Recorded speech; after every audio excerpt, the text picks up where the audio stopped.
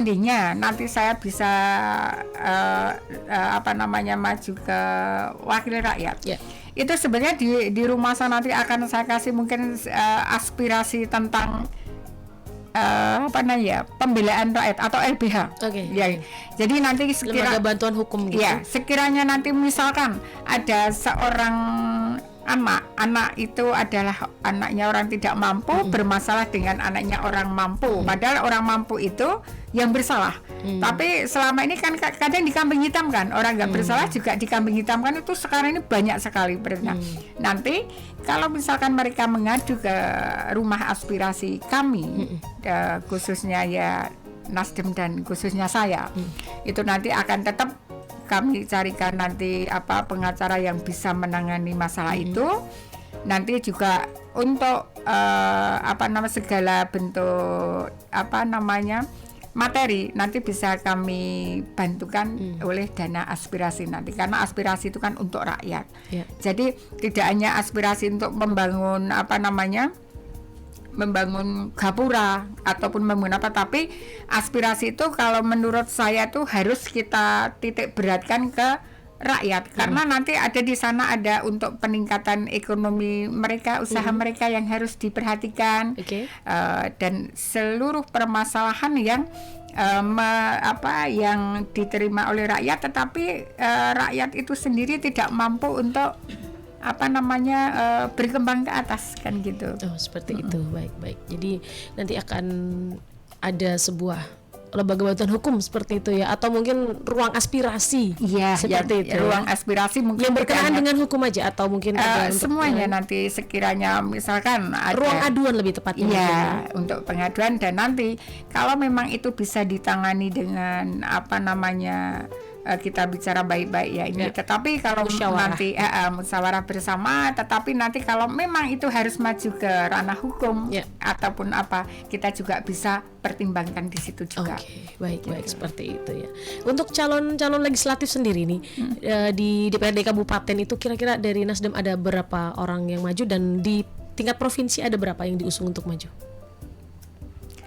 Kalau yang di tingkat kabupaten ini seluruh perdapil kan ada beberapa sampai 45 kan untuk wilayah kabupaten. Kalau dari saya kan dari Dapil 1, saya dari Sukoharjo, Nguter, Bendosari itu ada 11 Mat. Jadi kami apalagi dari pimpinan Partai Nasdem kami ini ingin bersatu. Kita tidak ada kamu nomor 1 untuk caleg kami ini enggak, tetapi kita bersatu untuk ibaratnya kita birukan Sukoharjo. Jadi entah nanti siapa yang menjadi legislatif, bisa duduk di legislatif, bisa membawa visi misi dari Partai Nasdem itu sendiri, juga nanti bisa mungkin cita-cita kami bisa bisa terrealisasi, nanti bisa mendapat tiket bupati dari Partai Nasdem. Mudah-mudahan yang kami harapkan kan seperti itu. Jadi karena yang kita lihat di Sukoharjo ini kan untuk duduk sebagai yang di nomor 1 kan itu yang mempunyai kuasa itu ibaratnya kok seakan-akan harus sejalan dengan dia. Padahal selama ini tuh dari berbagai partai itu kan punya visi misi tersendiri. Dan mereka tuh sebetulnya kalau sudah duduk di nomor 1 itu kan kita tidak aku berasal dari sini, saya harus menggedekan ini, saya di sana oposisi, kita enggak.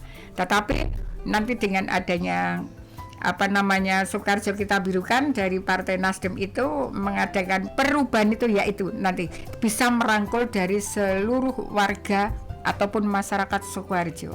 Baik. Oke, sejak awal ketika diumumkan pengumuman resmi beliau Bapak Anies Baswedan dan juga Caimin resmi menjadi capres dan cawapres, tentunya disambut baik ya oleh seluruh anggota dari Partai Nasdem gitu. Sudah melakukan langkah-langkah apa saja ini dari awal pengumuman? Ketika mendengar pengumuman bahwa diumumkan ini Bapak Anies dan Caimin nih sebagai presiden, kemudian kan Nasdem ada di sana, dan dari awal sudah ada langkah-langkah apa saja? Kalau kami sebetulnya saya pribadi itu kan saya sebetulnya ya saya tuh dari lembaga itu SKI yang pertama kali mengangkat juga Bapak Anies. Waktu itu memang belum ada wacana, belum Pak Mohaimin masuk, belum masuk di kala itu. Tapi waktu itu Pak Amin sudah pasti ya. Sudah pasti karena kami SKI itu kan dari Pak Sudirman Said Mbak di kala itu sudah sudah dengan Pak Surya Paloh di kala itu untuk mengusung Bapak Anies ya. Itu ya sudah kami setelah ada pengumuman dengan Bapak Mohaimin atau Caimin itu kami sudah mengadakan suatu pendekatan yang waktu itu dengan PKB ataupun dengan NU kan kami memang di kala itu belum bersatu ya. Tapi setelah itu kami datang juga ke masjid-masjid yang yang notabene itu dari warga NU. Kami juga sudah ibaratnya kita sudah ada suatu bermitra, dalam artian bermitra bukan bermitra bisnis tapi bermitra untuk mewujudkan berkoalisi itu untuk mewujudkan masyarakat yang yang adil dan makmur itu benar-benar terlaksana atau benar-benar dirasakan oleh masyarakat gitu. Jadi langkah demi langkah itu memang sudah kami lakukan, walaupun di sana juga banyak sekali rintangan. Dalam artian rintangan itu ya banyak ya nek cara kasarnya penjagalan itu, ataupun bahkan kami diadu domba yang sekarang kami rasakan itu. Kadang kami diadu domba. Jadi contohnya dari saya sendiri, dari pedagang keliling. Itu kan saya punya per kecamatan itu sudah ada kantor segera pertemuan juga karena sudah ber-SK ya, sudah ada izin. Itu juga bisa kok dari segi itu aja. Dari anggota ini sama ini diadu domba. Gitu. Banyak sekali seperti itu. Bahkan ada yaitu juga anggota saya takut kehilangan KIS atau takut kehilangan PKH atau takut kehilangan karena anaknya mendapatkan KIP.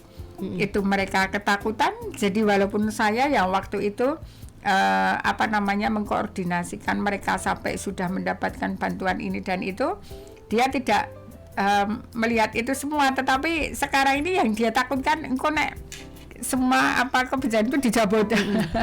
Seperti itu. Tapi ya enggak apa-apa, itu mungkin sebuah proses untuk rakyat itu tetap nanti dikit-dikit akan tahu. Iya, betul. Karena dengan perjalanannya waktu ini kami juga dengan perubahan ini kami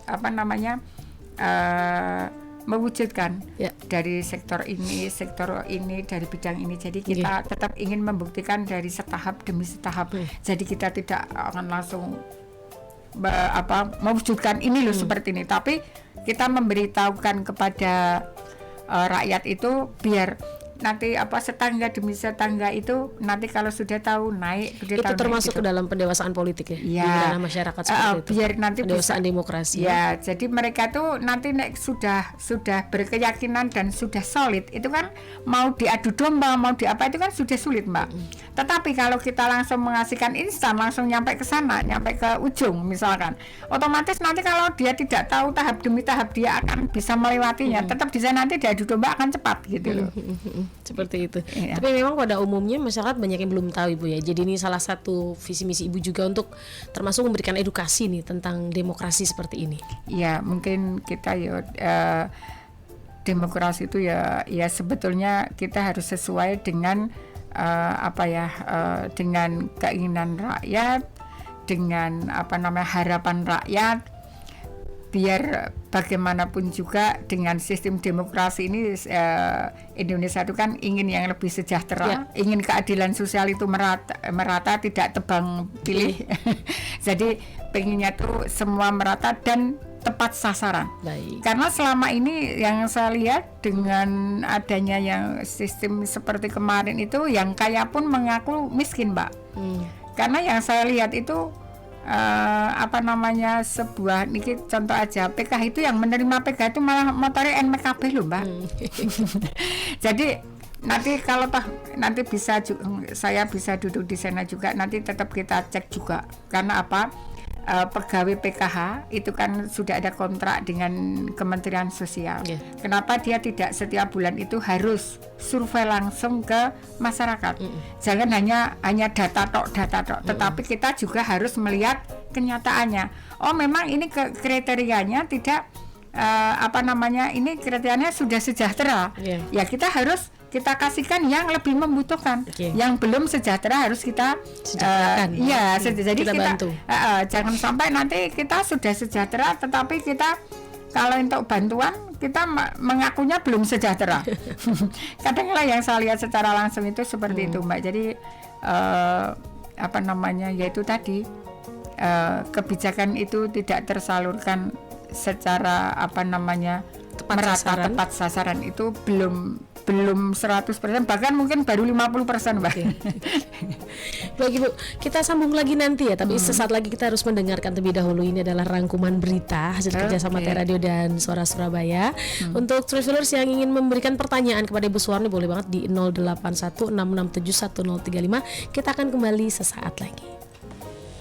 103,5 Radio. The best music and information. 103,5 TR Radio. 103,5 Musik dan informasi terbaik TR Radio.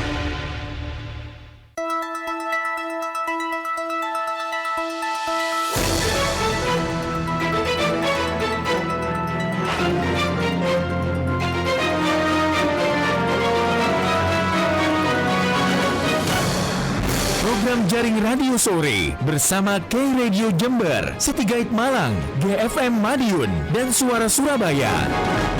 Kawan, saya Raffiana membawa kabar dari KI Radio Jember. Sebanyak 2.497 warga Jember mendapatkan bantuan rice cooker gratis dari pemerintah di penyaluran tahap 2 tahun 2024. Koordinator pembagian alat masak berbasis listrik Jawa Timur, Cacu, mengatakan bantuan ini bertujuan untuk mengurangi tingkat konsumsi LPG di masyarakat. Penerimanya pelanggan PLN dengan golongan tarif untuk keperluan rumah tangga kecil dari tegangan rendah dengan daya 450 dan 900 volt ampere. Sementara Ketua Bawaslu Jember Sanda Aditya Pradana menyayangkan pembagian bantuan yang bertepatan dengan masa kampanye pemilu agar tidak ada indikasi keberpihakan pemerintah di tahun politik.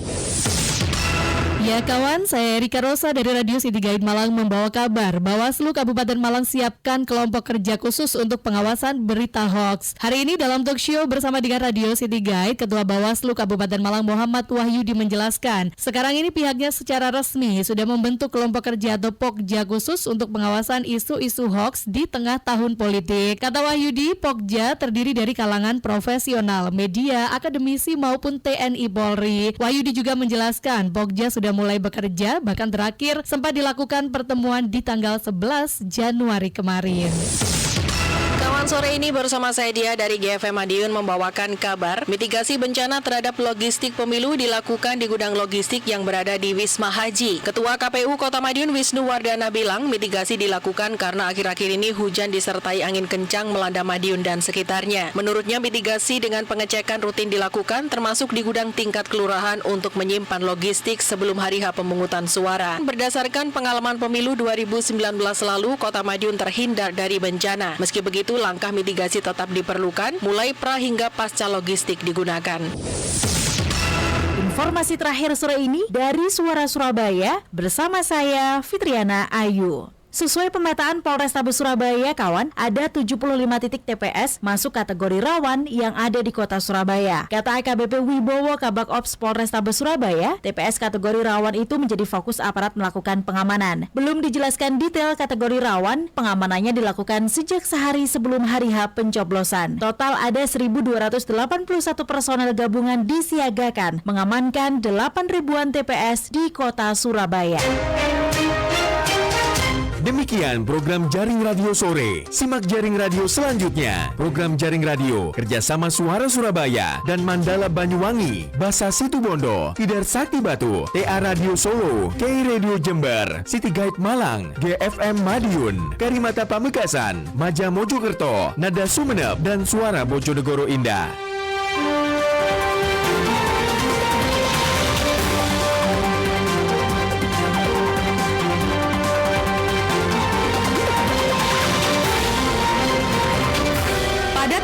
2024 Indonesia akan mengadakan pesta demokrasi. Sebagai warga negara harus berkontribusi dan menggunakan hak pilihnya untuk menentukan masa depan Indonesia 5 tahun mendatang. Tidak terkecuali para pemilih pemula seperti pelajar dan mahasiswa. Sebagai pemilih pemula, ada beberapa tips yang bisa kamu ikutin. Yang pertama, pastikan nama kamu terdaftar menjadi pemilih tetap. Yang kedua, cari tahu informasi dan rekam jejak para kandidat. Yang ketiga, cari tahu syarat-syarat sebagai pemilih. Yang keempat, aktif mengikuti perkembangan informasi soal pemilu. Dan jangan golput atau tidak ikut mencoblos. Ayo, gunakan hak pilih kita. Semakin banyak masyarakat berpartisipasi, khususnya generasi muda, dalam pengawasan pemilu, maka akan dapat menekan angka kecurangan pemilu dan pelanggaran yang mungkin terjadi. Iklan layanan masyarakat ini dipersembahkan oleh pemerintah Provinsi Jawa Tengah. Cie, sing nembe dilamar. Selamat ya. Makasih ya, Nit. Bingung ki, durung pre-wedding, golek gedung. Pusing, lah kok malah kuwi sing dipikir. Calon pengantin iku kudu siap secara kesehatan, finansial lan psikologis. Apa meneh dhewe iku calon ibu. Sebelum nikah kudu cek kesehatan. Ojo nganti kurang gizi, kurang energi kronis, ojo anemia lan ojo terpapar asap rokok. Lah dirimu lan calonmu wis cek kesehatan durung? Mumpung isih ana wektu, download aplikasi LCMIL seko BKKBN. Isine persiapan calon pengantin ben dadi orang tua yang menghasilkan generasi sehat, cerdas, lan bebas stunting. Lah nek ternyata aku beresiko piye? Mosok ra entuk nikah? Yo entuk, tapi kan nek ngerti dhisik iso digolek solusine. Wah, apa iki? Yo wis tak sinau sik ben dadi orang tua hebat lan keluargane sejahtera. BKKBN, berencana itu keren. Pesan ini disampaikan oleh perwakilan BKKBN Provinsi Jawa Tengah. Koalisi sana, koalisi sini, malah tambah bingung. Kamu pilih pasangan yang serasi untuk negeri. Harus saling isi dan serasi. Dilihat Dari kualitasnya. Pemimpin masa depan, anak muda yang menentukan. Ayo pilih bahagia. Bulan mandi saya aman. Pilih pemimpin bermutu untuk Indonesia makmur.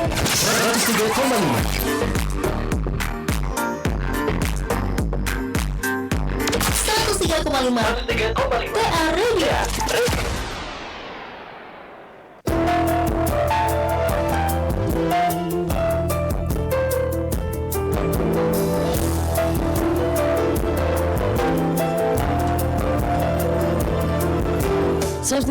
Radio Musik dan Informasi Terbaik. Kembali bersama dengan Dirma Kalista di Politik Asyik bersama dengan Ibu Suwarni dari Partai Nasional Demokrat atau Partai Nasdem. Kita kembali akan melanjutkan talk show kita sehari ini dengan tema dengan perubahan kita capai kesejahteraan bersama rakyat. Oke. Kita mau ngomongin soal angka ini, Ibu Suwarni. Boleh ya? Kalau untuk target ya, namanya kita punya usaha pasti kita punya target ya kan. Kalau untuk target sendiri ini, kira-kira berapa ini target perolehan suara dari Partai Nasdem di Sukoharjo sendiri ya, dan bagaimana nih usahanya gitu? Apakah dari melihat dari pemilih-pemilih yang sebelumnya itu seperti apa? Kemudian di tahun ini nanti akan kira-kira akan seperti apa? Monggo, silakan Bu Suwarni. Ya, kalau target itu semua orang dan bahkan mungkin seperti saya, seperti partai khususnya ya, semuanya juga ingin punya target yang bisa diraih secara kerja, bukan secara bagi-bagi amplop. Ya, kalau yang dulu memang untuk Nasdem mungkin belum sampai ke akar rumput. Udah sampai tapi pemahamannya itu tidak seperti yang sekarang ini, Mbak. Udah beda jauh sekali. Apalagi dengan pertama kali sampai ke akar rumput itu karena perjuangan dari Ibu Eva. Oke. Bu Eva dan Boloni Mbak Eva. Boloni Mbak itu Eva. Sampai ke akar rumput, Mbak. Kemarin ini juga ibaratnya berjuangnya kan memang ibaratnya kayak mati-matian gitu.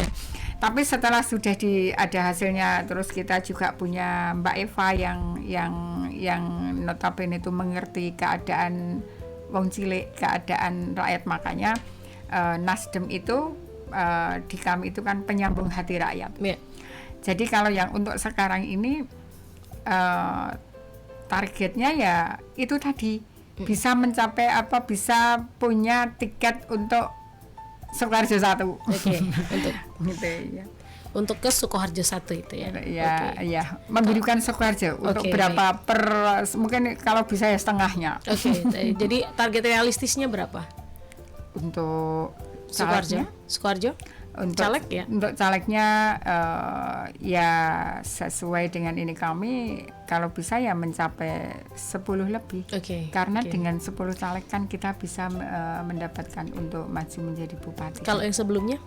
Sebelumnya di Sukoharjo itu memang satu yang duduk di caleg, tapi mudah-mudahan dengan kami dari seluruh kader Partai Nasdem itu berjuang sungguh-sungguh yang dikomandoi oleh Bapak Ketua. Pak Ketua itu juga sudah berjuang ibaratnya memberikan motivasi, memberikan dukungan itu nanti bisa mengena sampai ke rakyat bawah dan juga dirasakan oleh rakyat bawah. Kan apalagi dapil 5 dapil neraka ya. Jadi kemarin memang mungkin sulit untuk bertarung di dapil 5 ini. Tetapi kemarin saya bertemu dengan salah satu anggota lama saya, anggota dari Difabel. Itu waktu saya ketemu, dalam artian saya waktu bertamu di sana, di salah satu itu malah langsung teriak, Bu Warni, salam buat Bu Eva ya, kemarin yang memberikan kursi roda terhadap anak saya. Ya, insya Allah saya sampaikan nanti kalau ketemu langsung gitu. Jadi saya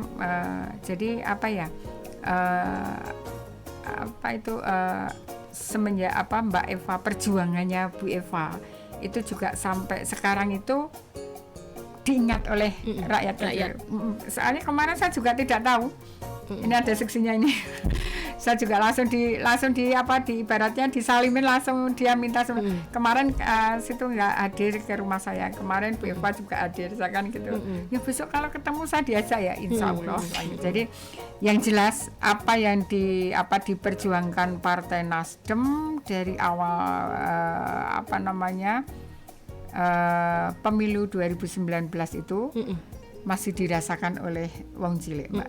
Jadi kami juga dari Mbak Eva sendiri kan sama timnya itu sampai sekarang itu tetap masih konsisten memperjuangkan wong cilik. Jadi saya juga ikut terima kasih dengan Mbak Eva, nanti siapa tahu wong cilik seperti pedagang keliling, seperti orang tua pemberdaya difabel itu nanti bisa bisa menikmati kesejahteraannya juga. Oke, baik.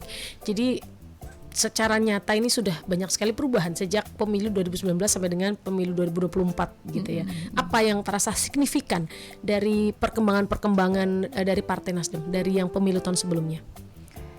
Kalau yang dari sebelumnya memang ya masih sulit ya untuk mengubah mindset pikiran, pola pikir masyarakat itu. Betul. Kalau kemarin itu ibaratnya baru berjuang perlahan-lahan, belum sampai ke sepenuhnya. Karena berada di tengah mayoritas ya. Makanya dengan sekarang ini pemilu 2024 itu kami ingin masuk dan masyarakat yang di bawah itu paham betul. Dengan Partai Nasdem itu visi misinya seperti ini. Kami juga dari semua caleg, bahkan yang berjuang dari ketua DPD termasuk Mbak Eva sendiri itu terus tetap berjuang dan berjuang untuk memantapkan hati rakyat tentang visi misi yang Partai Nasdem itu sendiri juga dari caleg semuanya. Jadi seperti sudah disampaikan Ibu Suwarni, sejak tadi ini kan banyak sekali tentunya dari Partai Nasdem ini memang benar-benar ingin mensejahterakan rakyat kecil. Seperti tema ini sangat berkaitan dengan tema kita sehari ini ya, dengan perubahan kita capai kesejahteraan bersama rakyat ya. Berarti kesejahteraan yang merata nantinya ya, sesuai sila kelima ya, keadilan sosial bagi seluruh rakyat Indonesia. Nah, untuk perubahan-perubahan sendiri nantinya yang akan membuat masyarakat split level secara signifikan ini, nanti perubahan apa saja kira-kira yang akan dibawa?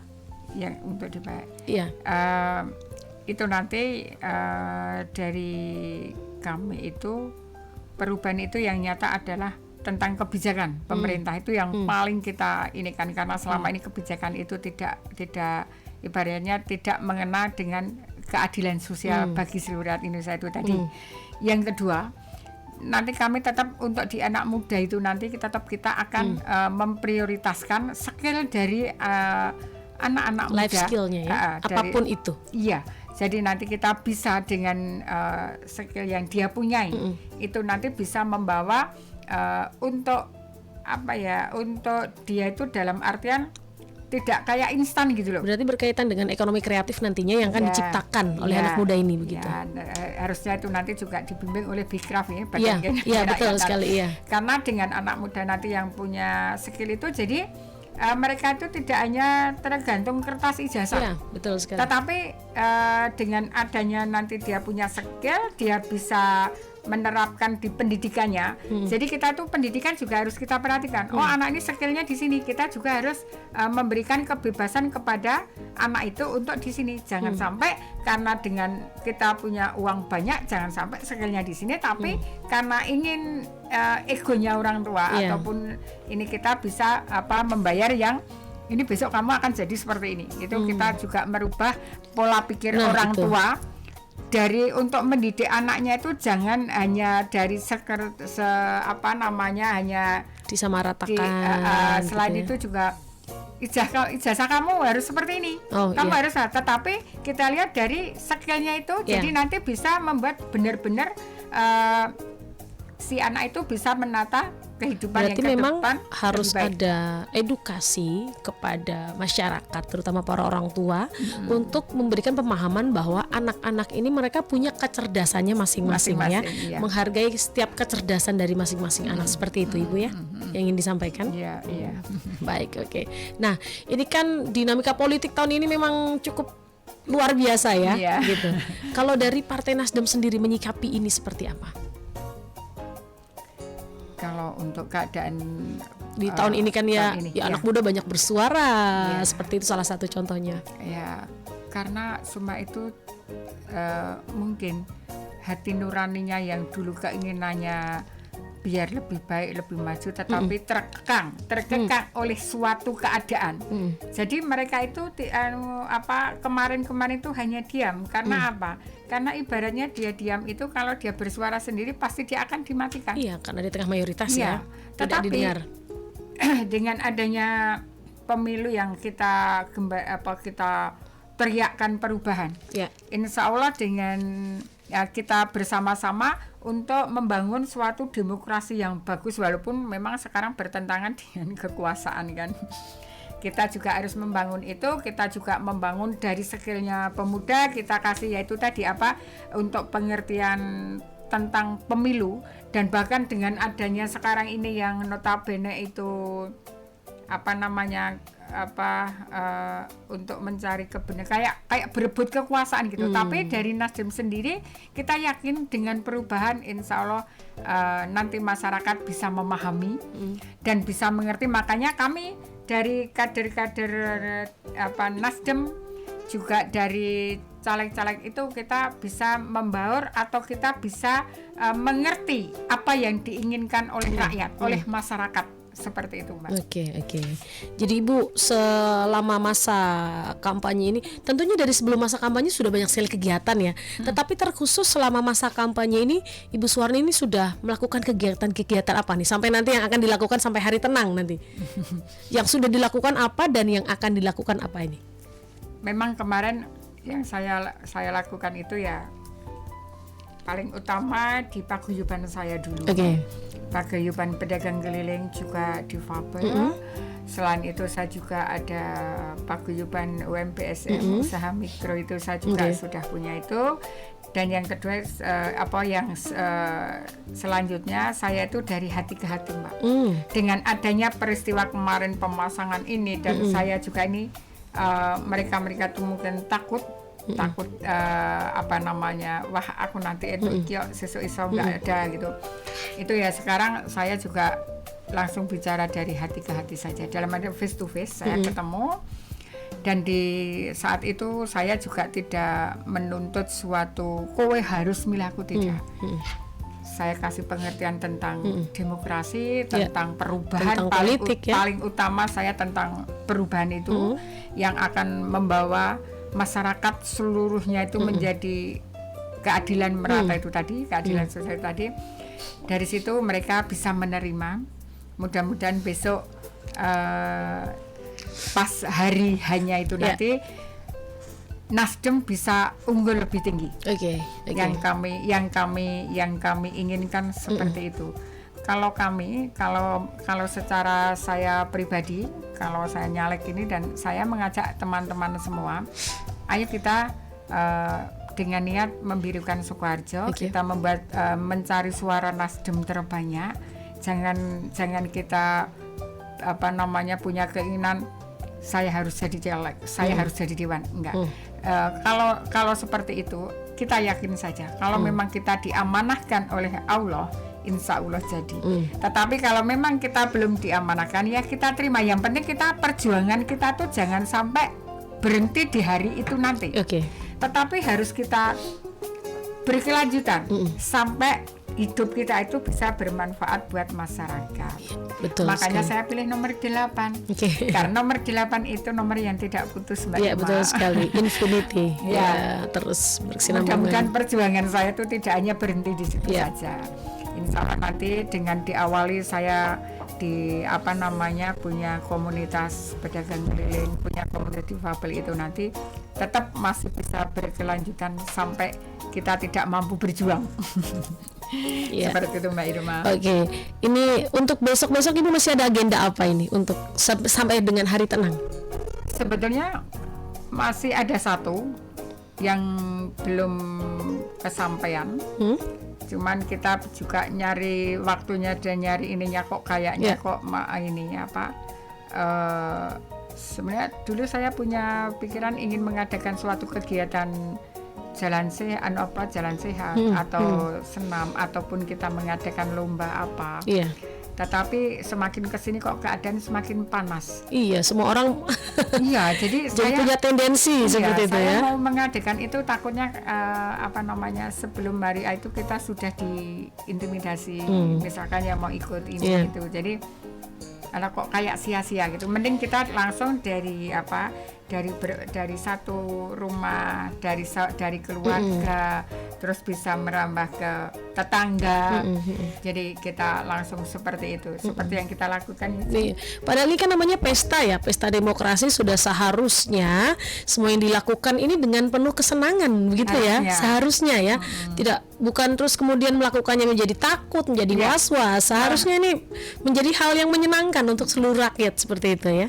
Memang malah justru yang dirasakan sekarang ini oleh rakyat itu kok kayaknya malah takut. Justru harusnya ketika di sana mengadakan acara seperti ini gitu, ikut dengan senang hati. Di sini seperti ini, itu kan salah satu proses juga untuk satu edukasi pendewasaan demokrasi ya, seperti itu. Bahkan kemarin saya tahu kalau saya memang masuk di Nasdem, dulu yang dengan pedagang keliling kami itu mereka agak-agak mau hadir, mau ini, tapi dengan saya masuk ke Nasdem kemarin itu mungkin mungkin pimpinan di wilayah kami itu nggak ada yang mau hadir, Mbak. Seperti jadi, itu. Ya mungkin karena takut nanti dipindah atau apa, mungkin ataupun kenapa ya saya tidak tahu itu alasannya apa. Yang jelas padahal kalau disangkut pautkan itu ya pegawai pemerintahan atau itu kan pegawai, tidak ada gandeng-gandengnya dengan partai apapun. Betul. Netral ya. Tetapi kok kayaknya untuk pemilu tahun 2024 ini kok seakan-akan malah arep maju kena mundur kenapa? Jadi mereka itu hanya berdiam, tapi saya yakin berdiam mereka itu dalam hatinya sudah mempunyai suatu keyakinan. Menurut saya seperti itu. Jadi kita sebagai dari pejuang-pejuang kader Nasdem dan lainnya itu kita punya keyakinan seperti itu. Kita tetap jalan dengan ketenangan hati, tidak ada rasa negatif dengan siapapun. Kita tetap positive thinking di hati kita sambil melangkah. Insya Allah lah nanti akan ketemu apa yang diinginkan. Oke. Baik, ini terakhir karena kita juga sudah hampir jam 5 sore Ibu Suwarni. Untuk pesan-pesan dan harapan-harapan sendiri baik dari Ibu pribadi maupun dari Partai Nasdem untuk seluruh masyarakat ini apa? Boleh disampaikan? Kalau secara saya sendiri, saya ingin perubahan itu benar-benar dirasakan oleh masyarakat tentang keadilan sosial bagi seluruh rakyat Indonesia. Mungkin itu juga sama juga seperti keinginan dari partai kami, Partai Nasdem. Dan dengan adanya demokrasi ini, ayo kita kita untuk perubahan ini dari berbagai segala bidang. Insya Allah nanti semuanya bisa terlaksana. Karena semua yang saya lihat di masyarakat semuanya ini, mereka memang dalam hati kecilnya itu pengen perubahan. Jadi tidak seperti yang sudah terlaksana dari kemarin.